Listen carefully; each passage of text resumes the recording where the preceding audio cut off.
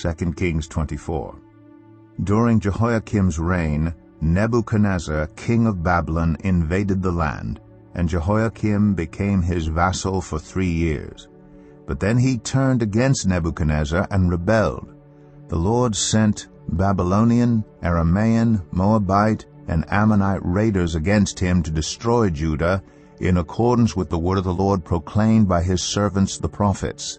Surely these things happened to Judah according to the Lord's command, in order to remove them from his presence because of the sins of Manasseh and all he had done, including the shedding of innocent blood. For he had filled Jerusalem with innocent blood, and the Lord was not willing to forgive.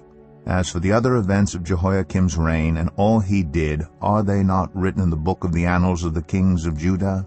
Jehoiakim rested with his ancestors, and Jehoiachin, his son, succeeded him as king. The king of Egypt did not march out from his own country again, because the king of Babylon had taken all his territory from the Wadi of Egypt to the Euphrates River. Jehoiachin was 18 years old when he became king, and he reigned in Jerusalem 3 months. His mother's name was Nehushta, daughter of Elnathan. She was from Jerusalem. He did evil in the eyes of the Lord, just as his father had done. At that time the officers of Nebuchadnezzar, king of Babylon, advanced on Jerusalem and laid siege to it. And Nebuchadnezzar himself came up to the city while his officers were besieging it. Jehoiachin, king of Judah, his mother, his attendants, his nobles, and his officials all surrendered to him. In the 8th year of the reign of the king of Babylon, he took Jehoiachin prisoner. As the Lord had declared, Nebuchadnezzar removed the treasures from the temple of the Lord and from the royal palace, and cut up the gold articles that Solomon king of Israel had made for the temple of the Lord.